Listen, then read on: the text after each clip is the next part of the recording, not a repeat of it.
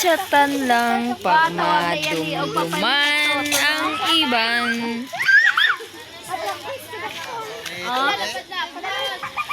Machatan lang pag madumduman ang iban. Kamot na eh. Lay, may mangkot ko mo bala lay. Ano? Hindi tubang, di ba sa akong bala? Hindi, dali lang oh, nagamay lang. Udok na amak sa mo. Tubang lang yan. Tubang ay. Tubang. Tubang. Amo lang. Hindi ko ginamanyak mo po. Manyak. Agoy. May mangkot ako sa mo yan. Ano tubang ay.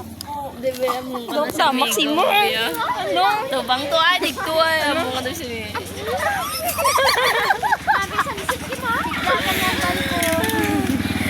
Dahil na may mangkot ko sa mo. Kay post ko. Gabang manyak. Day, may mangkot ko sa mo. Ano sa piling? Day ka ginachatan ka lang kung madumdum. Ay, ano man? Paano sa piling nga ginachatan ka lang madumduman? Ha? Oh, ha?